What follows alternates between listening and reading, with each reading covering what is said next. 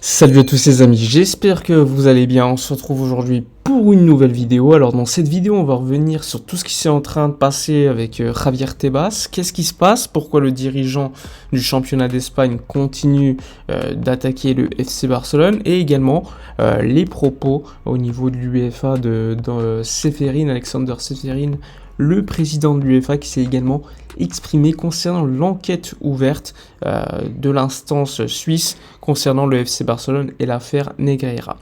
Alors allons-y tout d'abord par le cas Javier Tebas. Alors comme vous le savez, cette histoire Negreira, bon, je vous ai déjà fait pas mal de vidéos pour relater ce qu'il était en train de se dérouler, en vous expliquant également qu'il y avait une véritable propagande des médias en Espagne pour vite sanctionner le club sans qu'il y ait forcément une enquête. Bon, on s'est rendu compte hier à La Vanguardia qui sort un article qui explique que Javier Tebas, dirigeant de la Liga, a envoyé un document à la justice espagnole afin d'incriminer potentiellement le FC Barcelone et ses anciens dirigeants. Dans ce document, en fait, il y a les noms de certaines personnes, il y a également des banques, et lui il se dit, bon, vu ce qui est écrit sur le papier, c'est peut-être un papier très important pour l'affaire Negreira avec des paiements, etc., sachant que c'était écrit, que c'était confidentiel. Et donc, lui, il voit sur ce document écrit Señor Rosell, il voit Josep Maria, il voit Gomez, et il se dit que tous ces noms-là, eh bien, c'est des noms qu'il connaît. C'est Sandro Rosell, l'ancien président. José Maria, c'est Bartomeu. Et Gomez, c'est le directeur du secteur au niveau juridique du FC Barcelone. Donc, il se dit que ce document, eh bien, il est applicable pour le Barça, pour cette affaire Negreira, et qu'il y a véritablement des indices qui prouvent que le Barça a donc payé d'une certaine manière l'arbitrage espagnol, etc. On se rend compte que finalement ce document n'avait aucun lien avec le FC Barcelone, c'était en lien avec une autre histoire, et donc on se rend compte que le dirigeant du championnat d'Espagne a envoyé des preuves qui finalement ne sont pas du tout applicables par rapport à cette histoire. Donc au niveau de l'indépendance, de la transparence et également du rôle du président du championnat d'Espagne, évidemment qu'il y a un problème.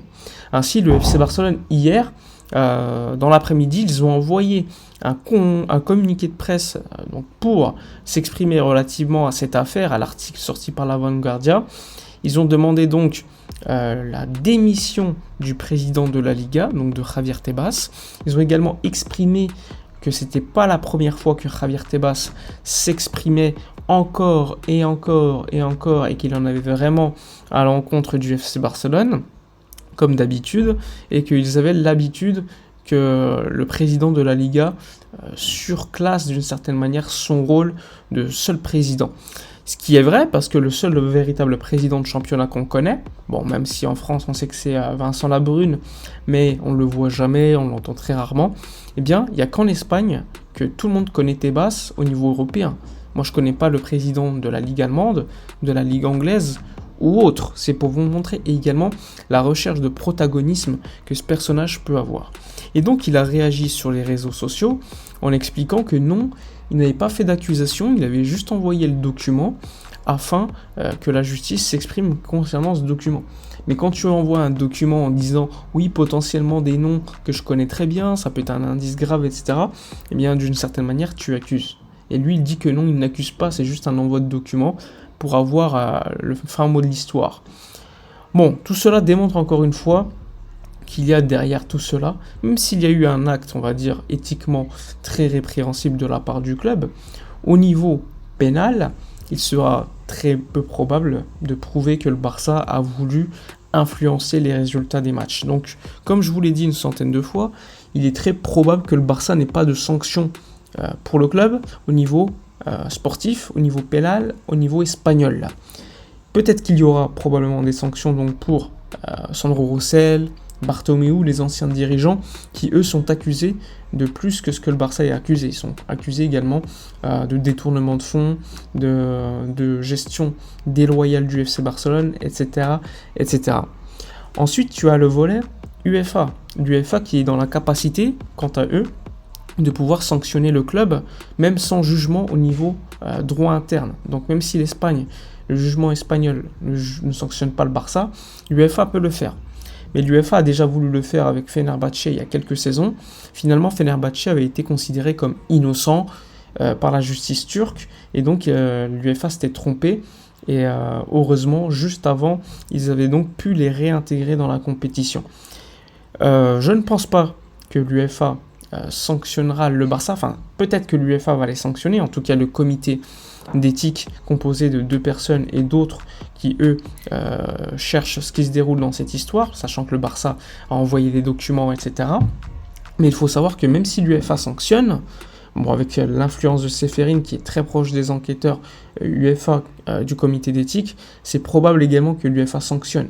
Et s'il sanctionne d'1 an d'exclusion de la Ligue des Champions, ben, je ne serais pas étonné. Néanmoins, je pense que le Barça ne sera pas sanctionné au fin fond de l'histoire au niveau de l'UEFA. Je considère que tant qu'il n'y aura pas de preuves claires que le Barça ait voulu donc influencer un match, eh bien, même si l'UEFA a envie de sanctionner le club, le Barça aura toujours cette possibilité de faire appel de la décision.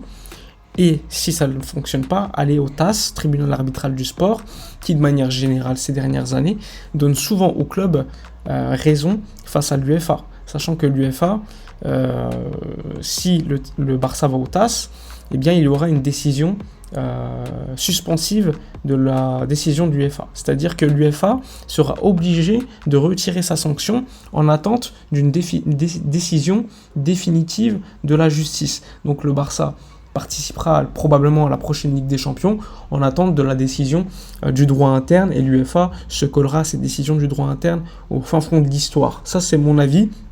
Après analyse, j'ai vu que Juan Dios de Crespo, avocat très connu, qui avait été également gestionnaire dans le cas Neymar, quand il paye la clause avec le PSG, etc., quelqu'un qui est très connu, il avait défendu Messi dans une histoire avec l'Argentine, lui il dit que l'UEFA ne sanctionnera pas dans le fin fond de l'histoire parce qu'il n'y a pas de preuves claires qui incriminent le Barça. Donc ça c'est toute cette affaire Negreira, c'est beaucoup